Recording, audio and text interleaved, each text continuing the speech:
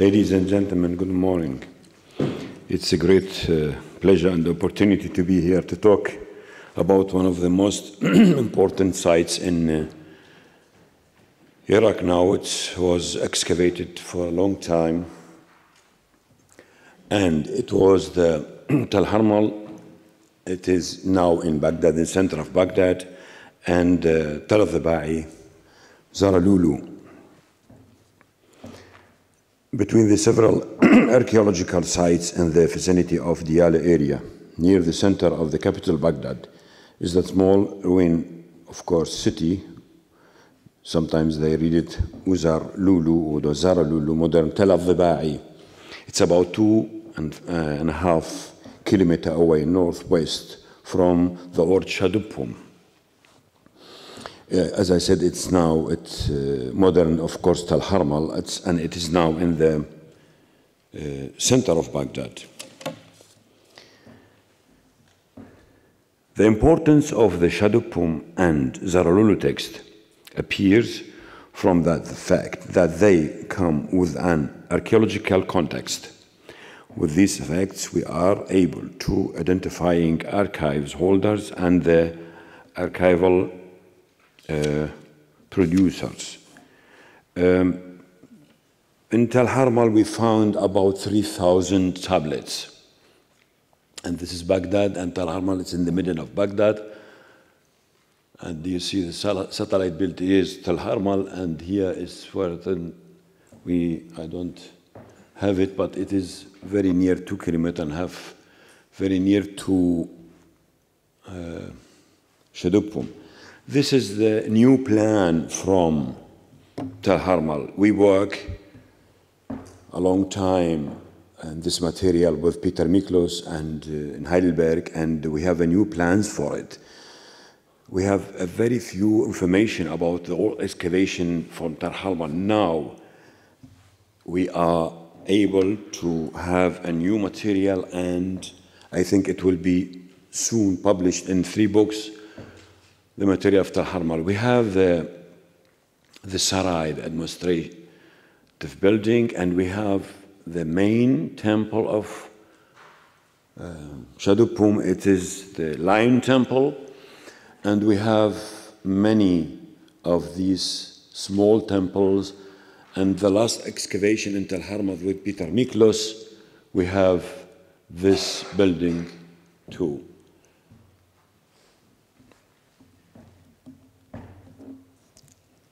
Through the text, we can answer a lot of questions. For example, did we have an educational activities there in Ḥarmal? Of course we have.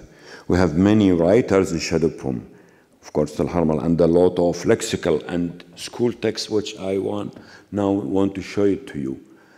This is again the temple, the Sarai, and the temples of Ḥarmal, and the main entrance of it. All of them are new maps, new plans for it. Okay, we have very important 4 persons in Ḥarmal: Tutubmagar, governor, Nannaman Sumayo, and Imgursen, cadastral officer, and Taridum, the messenger. Well, we have in Ḥarmal, we find Kassite, early Old Babylonian, Ur-3, and Old Akkadian. But unfortunately, Ur-3 and Old Akkadian are covered now with water there. What we have in Šaduppûm, we have 3,000 tablets. Now, from them, it's only, as you see, 345 administrative documents, lentil school tablets, we have 107. Letters, we had 105. Mathematical text, 29.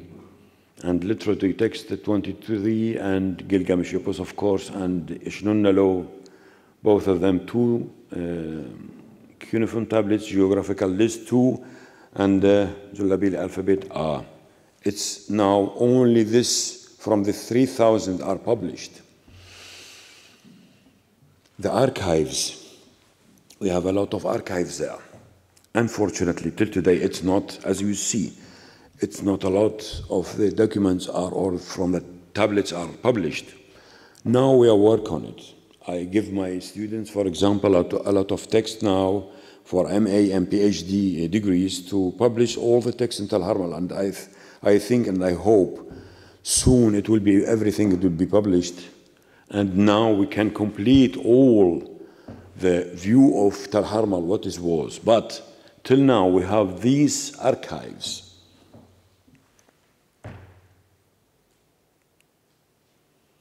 For example, one of the houses, the largest houses in Šaduppûm, you see how many texts we found in each room of it. It is magnificent, this area, and as I said, they don't take it at the old time, they don't take it as archives, no. They select only the nice tablets and publish it. And that's a huge mistake, of course. Now, of course, as I said in my PhD in Germany with Professor Walter Sommerfeld, we want to make a systematic work with archives, everything. And of course, for the archaeological side, it is Peter Miklós are engaged in this matter. And we hope that the books will be published as soon as possible. Now I give you some examples from the very nice tablets what we have there, or prism, of course. One of them, now it is, as I said, the distribution of the text of all the tablets are huge. You don't find a group. You can say, this is the group of lexical text. This is the group of mathematical text. No. As I said, it's everywhere there. Of course, temples, a lot of text or lexical text we have found it in for the cult room, for example, and this is another one. We find it, as I said, in this temple. This is the main temple, the Lion Temple. We find a lot of lexical tablets too. And for example, here, this is the side of the temples, and in these rooms, sometimes we find, what's that? Maybe it's a small school or whatever.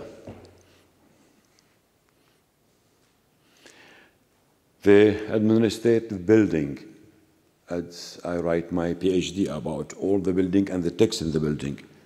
We find, for example, one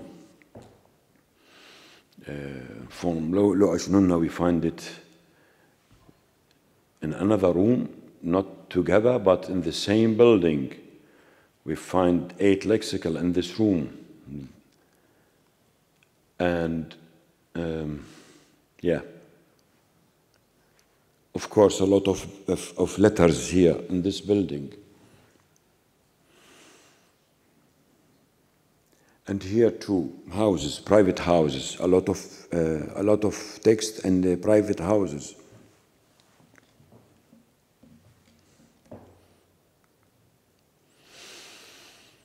We have a lot of lexical lists, and I gather it all of it in one.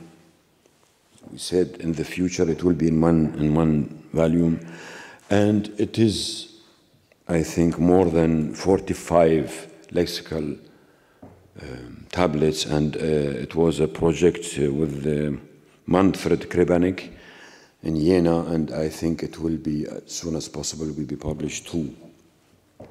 And we have a lot of themes there. Of course, it is not published, about trees and wooden objects, cattle and wild animal, fish, cities, geography, birds and plants. One of the most difficult, as I told you yesterday, you see, we have a lot of difficulties there. This is one of them. It's unbelievable. Well, this is an overview about the lexical text, what I work on it in in Jena. As you see, it was not in one place. It is not in one house. It is not in one temple. The distribution of the text is huge there. It's a lot of them in the sarai, in the administrative building. It is in the temples too. Of course, temple B, not the main temple. In the main temple, we find, I think, 3 or 4 of them. And this is, as you see, for example, personal names list beginning with U. This is one of the god lists. We have 2 god lists there in Ḥarmal. Unfortunately, this is an old build. We don't have the text. We don't find this text till today. And therefore, we are living with the old one.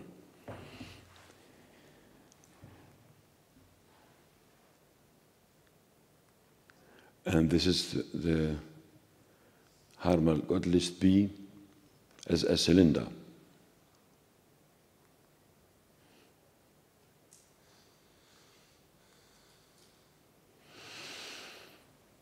A lot of prisms, of course. This, which I talked about, it is about wood objects and metal and clothes. But sometimes they are very in bad condition, but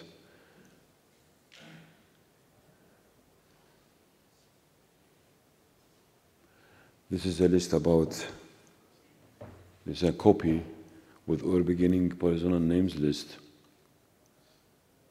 And sometimes they make a tablet, a big one, and they don't write a lot of it. It's only this side.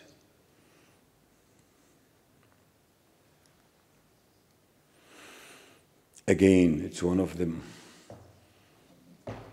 Igidua Tamartu. It's very difficult, but we have now the original and we have the good opportunity to, yes. It is remarkable. We have a lot of huge tablets there.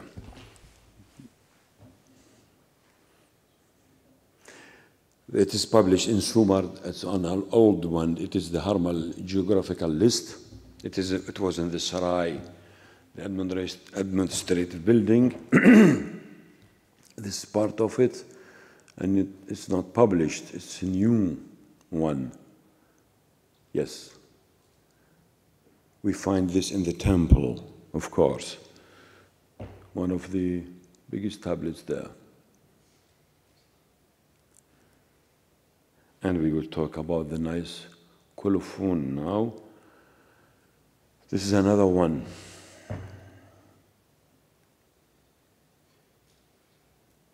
Of course, with colophon. Another one. It's not the same tablet, it's the same.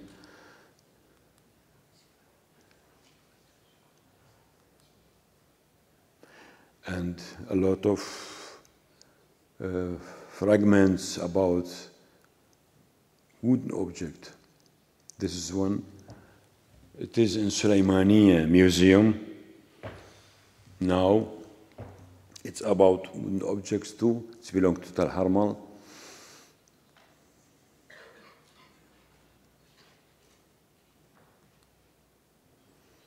Colophons. Very interesting what we have in Ḥarmal.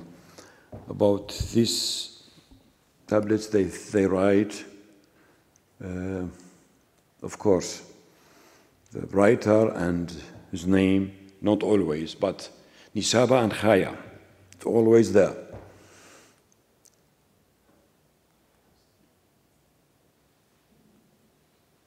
Upon Ili, Schreiber, Chaya, and Nisaba, this form, we have it only in Ḥarmal, and they have the gods inside it. We don't know, we don't have any suggestion for it. What's that? Is it Zikrat? There is no Zikrat in Ḥarmal. What's that? This form of And as you say, it's again another, of course, of one. Sometimes it's 5, sometimes it's 4. You see.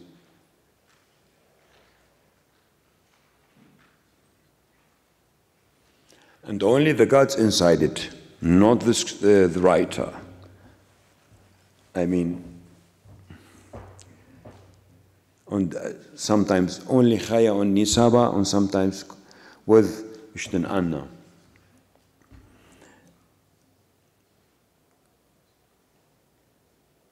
And as I said, sometimes it's without this form, it's only the writer and the gods.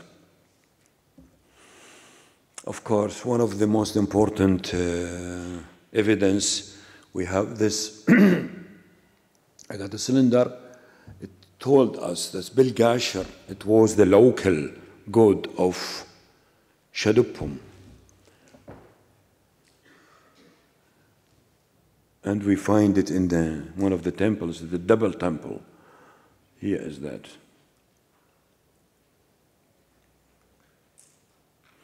One of the most important rooms here, 252. In this room, it's a small one, we have over 250 tablets there. And one of the texts, of course, 2 ladies here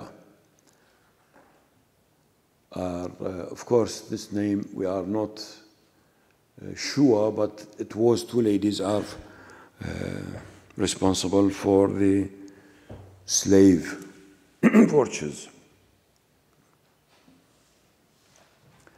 One of the archives, one of the biggest archives, we found it here in this area. It was room 520. It is Mudadum Dumu, son of Mashum. As you see, 43 tablets. The red one, this is published.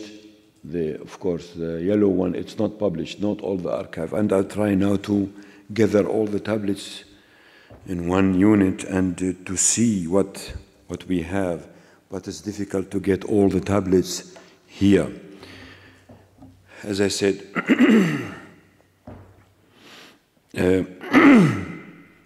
Mudadum was mentioned as a purchaser in 7 tablets with the following types of objects: fields, land, houses, and slaves. He's almost mentioned as a creditor from Ḥarmal.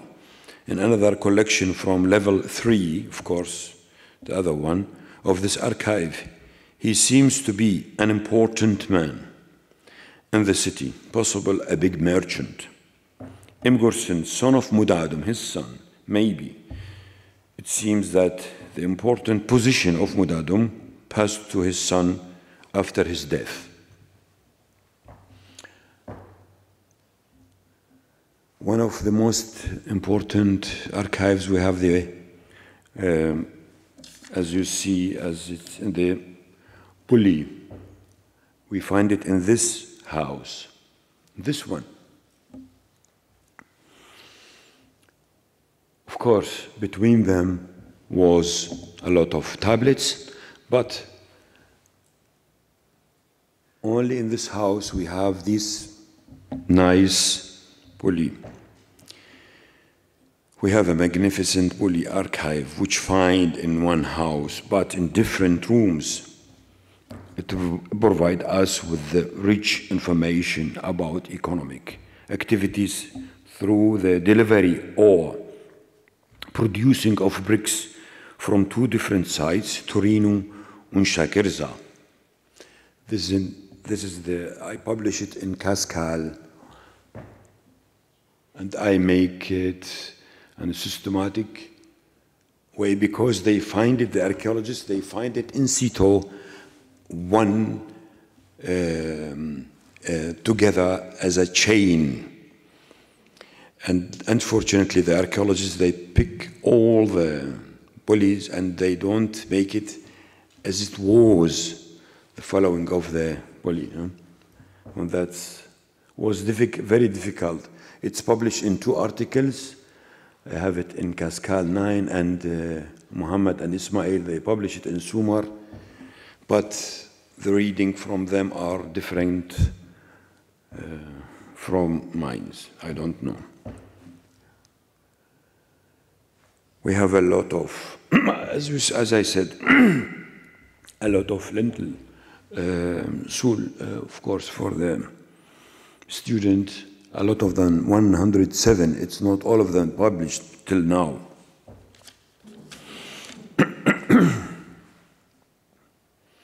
And you see here, in situ, the nice big tablets. This is about, do I have time or not?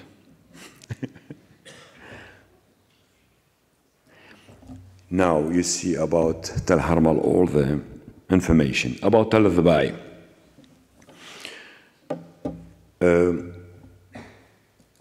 More than 68 years after the start of the guide of the Iraqi excavation in Zaralulu, aḍ-Ḍibāʿī, a large number of finds, especially clay tablets, have still not been published, and the result of the excavation have been partly published this day. Of course, we work on it now. I want my students, they collect all the tablets. They say that in the past we have 300 tablets, but I read all the journal,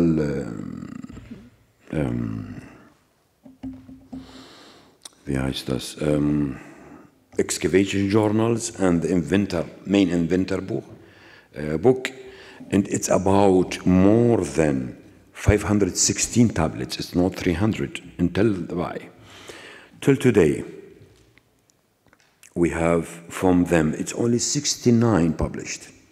It's about 21 letters, administrative text 43, mathematical 3, lexical school text 1, and votive inscription is 1. That means we have a lot to do there in this collection again. There is a connection between, I'm sure there is a connection between Tell Ḥarmal and Tell Ḍibāʿī, because they are very close to each other. The ductus of the writing is the same, and we try a lot of tablets from Tell Ḥarmal mentioned Zaralulu. In many cases, for example, the governor of Zaralulu, it mentioned in the tablets from Tell Ḥarmal, but no mention of Šaduppûm, Tell Ḥarmal, in the text of Zaralulu. I don't know why, because they maybe considered it as Šaduppûm, as administrative building or administrative centrum for Ešnunna kingdom. It's one of the suggestions, of course. I don't want to take a long time. Thank you very much for listening.